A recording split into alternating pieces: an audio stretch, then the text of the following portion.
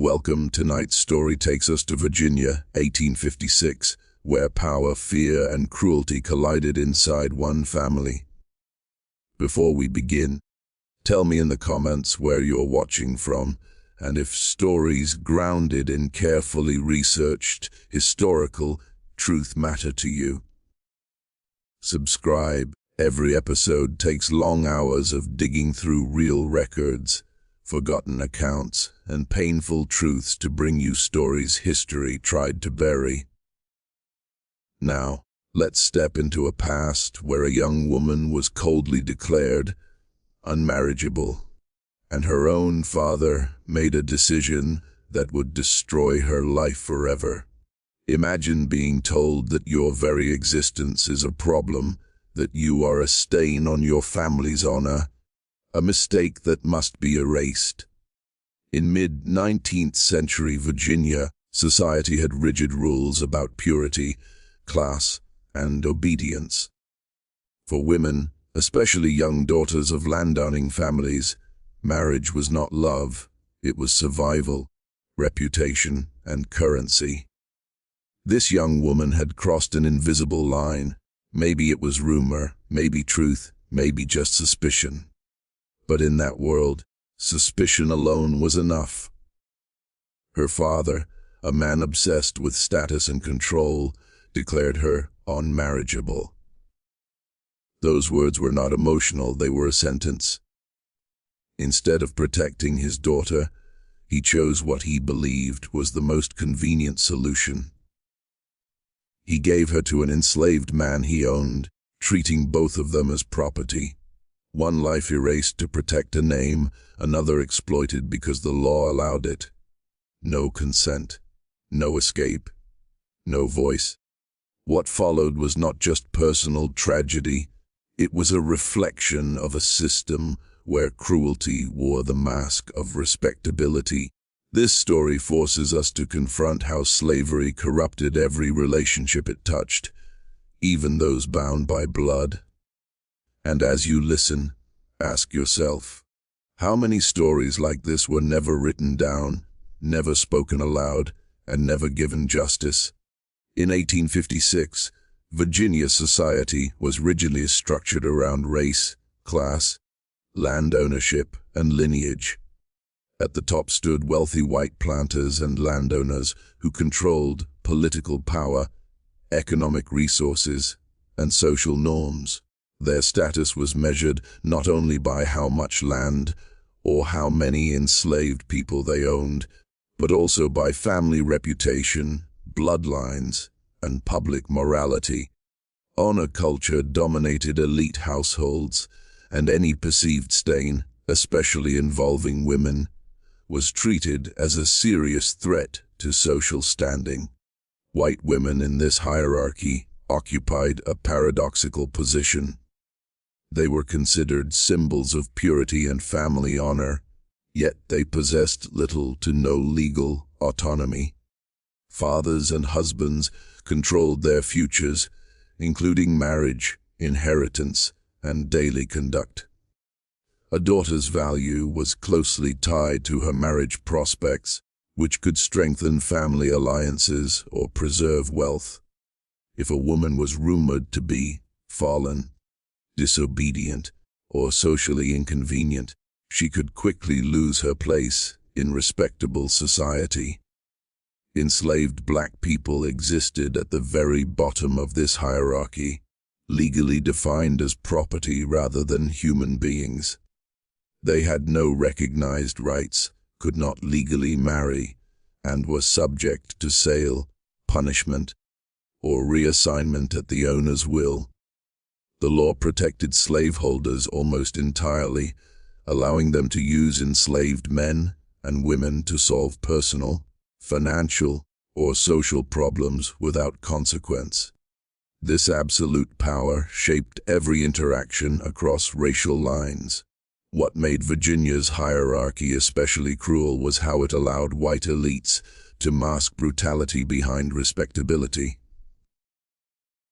Publicly, these families spoke of morality, Christian values, and social order. Privately, They exercised unchecked authority within their households and plantations. Decisions that destroyed lives, especially the lives of women and enslaved people, were justified as necessary to maintain order and honor. By 1856, tensions were already building toward the Civil War, but the social hierarchy remained firmly intact. Challenges to this system were rare and dangerous. For those trapped within it, especially daughters and enslaved individuals, there was little escape. Understanding this hierarchy is essential to understanding how a father could make a decision so cruel and still be accepted by society for doing so. In 19th century America, particularly in the South, marriage was not simply a personal relationship, it was a social contract tied to property, reputation, and family power. For white women, being considered marriageable determined nearly every aspect of their future. A woman labeled unmarriageable was effectively excluded from respectable society, stripped of her expected role as a wife, mother, and preserver of family lineage. The term carried moral and social weight. A woman could be declared unmarriageable for many reasons, including rumors of sexual impropriety, pregnancy outside marriage, defiance of parental authority, mental illness, disability, or even behavior perceived as too independent or outspoken. In many cases, proof was unnecessary. Gossip alone could be enough to permanently damage a woman's standing. Once labeled, the judgment was rarely reversed. This designation had serious economic consequences. Marriage was the primary means through which women gained financial security and social protection. An unmarriageable woman often lost access to inheritance, dowries, and family support. Without legal independence or employment opportunities, she became completely dependent on male relatives or was cast aside as a burden. Society offered little sympathy for women in this position. The concept also reflected deep gender inequality. Men who violated moral norms were often forgiven or quietly protected, while women bore the full weight of social punishment. Female sexuality was tightly controlled because it was linked to bloodlines and property rights. A woman perceived as tainted was seen as a threat, not just to herself, but to her entire family's honor and future. In slaveholding societies like Virginia, the label unmarriageable could be weaponized in particularly cruel ways. Because enslaved people were legally property, powerful men could use them to erase scandal or hide shame. Declaring a daughter unmarriageable was not merely social rejection. It could become justification for decisions that permanently destroyed her autonomy, safety, and humanity, all while preserving this public reputation. In mid-19th century Virginia, the concept of family honor often outweighed any concern for individual well-being. Honor was not an abstract idea. It determined a family's social standing, economic opportunities, and political influence. Among white elite families, preserving a spotless public image was considered a moral duty, and personal sacrifices were expected if they served the greater reputation of the household. Individual humanity, especially that of women and children, was frequently subordinated to this collective ideal. Daughters were viewed as extensions of their fathers' reputations rather than as independent human beings with rights or agency. Their behavior, real or perceived, reflected directly on the family name. If a daughter's actions threatened that image, the response was often harsh, decisive, and emotionally detached. This imbalance allowed cruelty to be reframed as responsibility. Fathers justified severe punishments or life-altering decisions by claiming they were acting in the family's best interest. Emotional bonds were overridden by social calculation. In extreme cases, affection gave way to fear of gossip, loss of status, or exclusion from elite circles that held power over wealth and legacy. The system left no room for compassion or redemption. Once a family member was deemed a liability, their suffering became acceptable, even necessary. Society reinforced this mindset by rewarding conformity and silence. Neighbors, churches, and local authorities rarely intervened, as long as outward respectability was maintained. This conflict between honor and humanity reveals a deeper truth about the era. When social systems value reputation over human dignity, cruelty becomes normalized. The tragedy is not only in the individual suffering, but in how an entire culture learned to look away, accepting injustice as the price of preserving status and power. In 19th century Virginia, patriarchal authority governed nearly every aspect of a daughter's life. Under both law and custom, fathers held near total control over their unmarried daughters, including decisions about education, social interaction, labor, and marriage. Women were legally dependent, with few rights of their own, and were expected to submit to male authority as a natural and moral order. Marriage was the central mechanism through which this control was exercised. Fathers arranged or approved matches based on wealth, class, and reputation rather than affection. A daughter's body, behavior, and future were treated as family assets, managed to strengthen alliances and preserve status. Refusal or resistance was often interpreted as disobedience rather than autonomy. Social norms reinforced this dominance. Religious teachings, community expectations, and cultural traditions all emphasized obedience, modesty, and silence for women. A daughter who challenged her father's authority risked social punishment, emotional isolation, or worse. Even adult women, if unmarried, were rarely seen as independent individuals capable of making their own choices.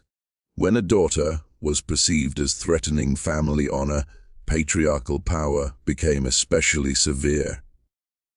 Fathers could confine, disown, or forcibly relocate their daughters without legal consequence. In slaveholding households, this power was amplified by the existence of enslaved people, whose lack of legal status made them tools within these private family decisions. This system normalized abuse by framing control as protection and dominance as duty. Fathers were rarely questioned, and daughters had no safe recourse. Patriarchal authority was not merely personal, it was institutional, upheld by law, culture, and silence, leaving countless women trapped in lives shaped by fear rather than choice. In 1856, Virginia, enslaved people were legally classified as property, not as persons under the law.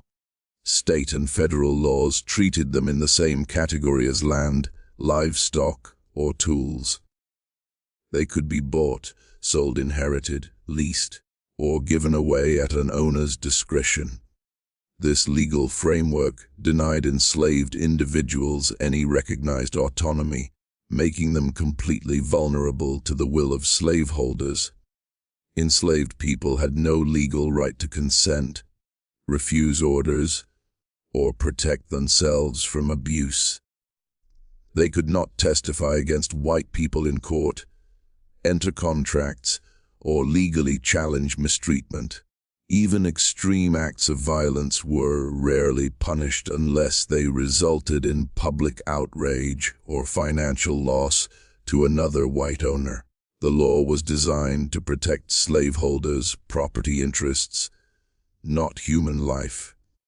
Marriage among enslaved people was not legally recognized. Families could be separated at any time through sale or reassignment, with no legal consequences for the owner. Enslaved men and women had no authority over their own bodies, relationships, or children. Any personal bonds they formed existed only at the mercy of the slaveholder.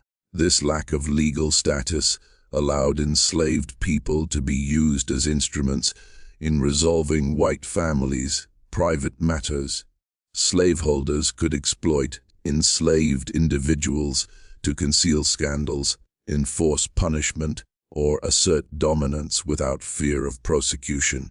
The humanity of the enslaved was deliberately erased to maintain a system of absolute control. Understanding this legal reality is essential to grasping how extreme injustices were possible.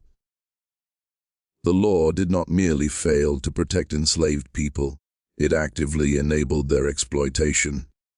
By denying them personhood, the legal system sanctioned cruelty as routine and allowed moral responsibility to be replaced by ownership rights. In 1856 Virginia, power imbalances shaped every interaction between white slaveholding families and enslaved people. Slaveholders possessed absolute authority, backed by law, violence, and social approval. Enslaved individuals had no recognized rights, no legal protection, and no ability to refuse demands. This imbalance meant that any interaction between a slaveholder's family and an enslaved person was inherently coercive, regardless of how it was presented. Coercion did not always take the form of physical force, though violence was common and ever-present. It also operated through threats, fear of punishment, family separation, starvation, or sale. An enslaved person understood that refusal could result in severe consequences, not only for themselves, but also for loved ones. Consent, in any meaningful sense, was impossible under these conditions. This imbalance extended into deeply personal and intimate areas of life. Enslaved men and women could be compelled into relationships, labor arrangements, or living situations that served the interests of the slaveholding household. These acts were often framed by owners as solutions, discipline, or necessity, masking exploitation behind authority and routine. Within white families, power imbalances also existed between men and women, particularly fathers and daughters. When these two systems overlapped, the result was extreme vulnerability for anyone caught between them.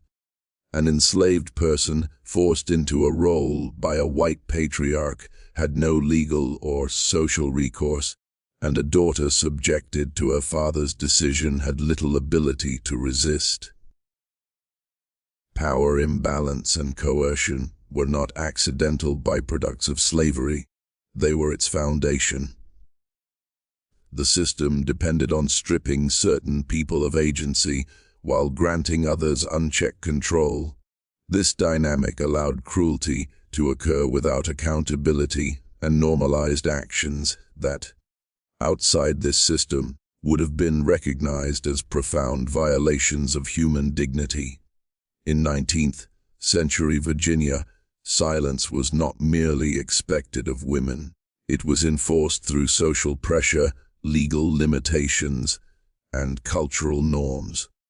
Women were taught from childhood that obedience, modesty, and restraint defined virtue.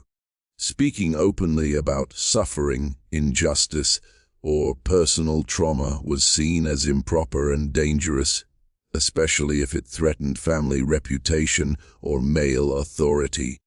Legally, Women had little protection or voice. They could not easily bring accusations against male relatives, and courts often dismissed women's testimony as unreliable or inappropriate. For unmarried daughters in particular, challenging a father's decisions was almost unthinkable. Any attempt to resist could result in punishment, confinement, or permanent social ruin. Social consequences were often more powerful than legal ones. Communities valued discretion and appearance over truth. A woman who spoke out risked being labeled immoral, unstable, or dishonest. Gossip could destroy her remaining prospects, leaving her isolated and dependent. As a result, many women endured injustice quietly, knowing that silence was often the only means of survival. This enforced silence extended to deeply personal violations. Women were discouraged from naming abuse or exploitation, especially when it occurred within the family. Religious teachings frequently reinforced the idea that suffering was a woman's burden to bear patiently, further discouraging resistance or disclosure. The silence forced upon women allowed cruelty to continue unchecked. By denying women a voice, society protected powerful men and preserved the illusion of order and morality. The absence of these voices in historical records is not proof that abuse was rare. It is evidence of how effectively women were silenced, leaving their pain hidden beneath respectability and tradition. Slavery profoundly distorted family structures in 19th century Virginia, affecting both enslaved families and white slaveholding households.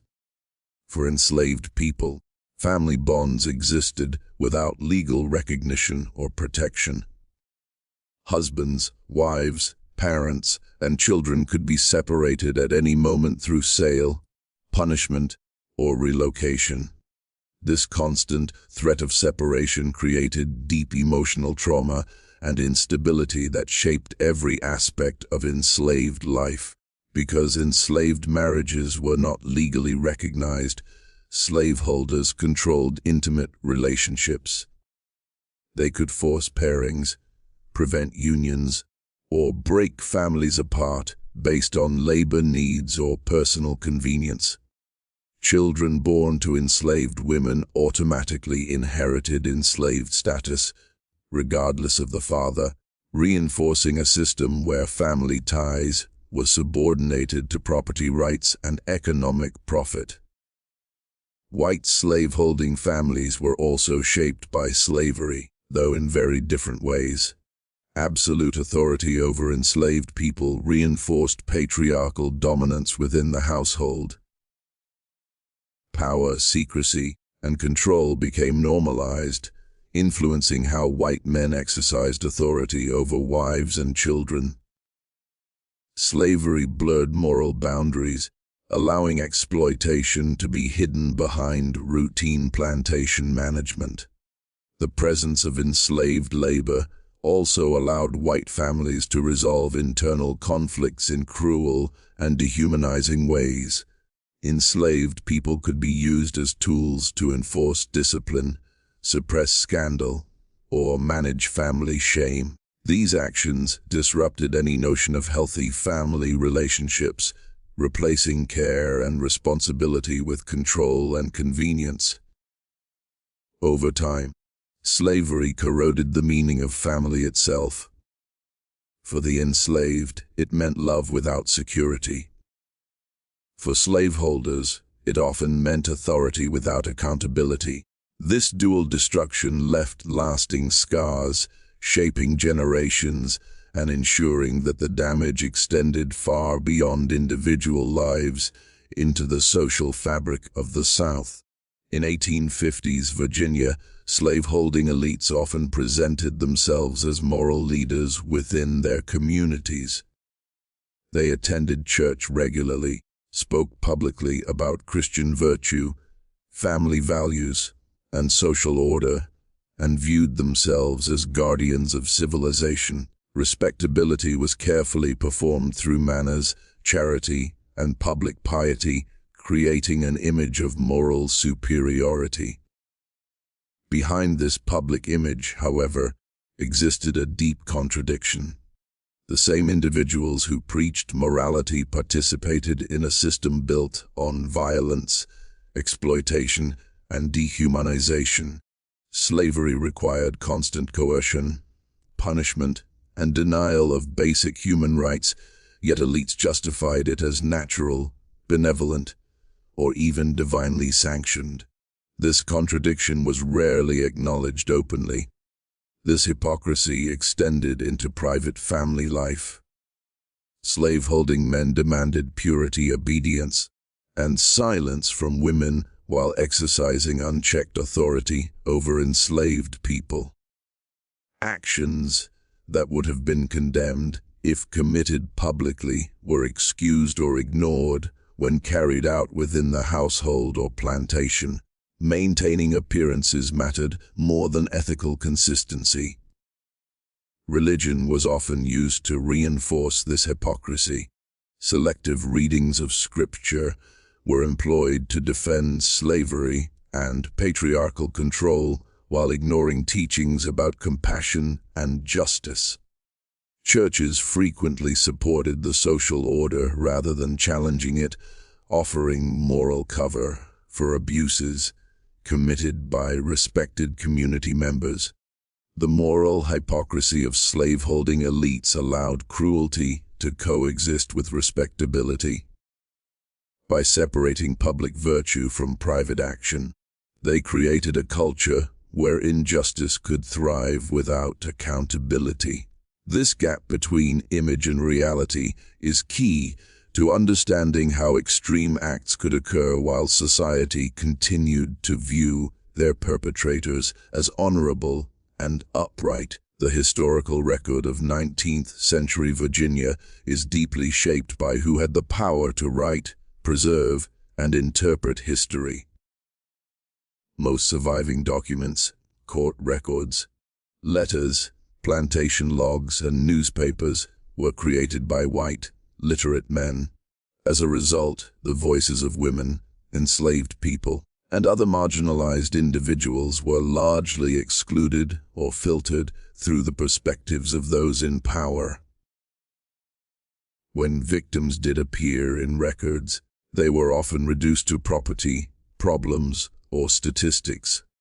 Enslaved people were listed by age, gender, and monetary value, not by name or personal experience. Women's suffering was frequently minimized, euphemized, or omitted entirely to protect family reputations. Silence in the archives does not indicate absence of abuse. It reflects deliberate exclusion. Many acts of cruelty occurred within private households, beyond the reach of courts or public scrutiny. Families actively concealed scandals to preserve honor, destroying letters or avoiding written accounts. Local authorities rarely investigated abuses that did not disrupt public order or threaten property, further ensuring that victims remained undocumented. The erasure was also reinforced after the fact. Later histories often romanticized the antebellum South, focusing on architecture, politics, and elite families while ignoring the human cost of slavery and patriarchal control. Stories that challenged this narrative were dismissed as shameful, exaggerated, or unworthy of remembrance. Recovering these erased lives requires careful interpretation of fragments, diaries, bills of sale, runaway ads, and oral histories passed down through generations. The gaps in the record are themselves evidence of injustice. Understanding this erasure helps explain why so many victims remain unnamed, and why telling these stories today is an act of historical correction and moral responsibility. The consequences of 19th-century injustices did not end with the individuals who directly suffered them. Trauma caused by slavery, patriarchal control, and family betrayal often carried forward across generations. For both formerly enslaved families and white families involved in these systems, the emotional and psychological impact shaped identities, relationships, and social behavior long after the original events faded from memory. For descendants of enslaved people, family histories were often fragmented or erased entirely. Forced separations, lack of legal recognition, and missing records made it difficult to trace ancestry or preserve personal narratives. This loss of history created lasting wounds, including unresolved grief and a sense of disconnection that persisted well into the 20th century and beyond.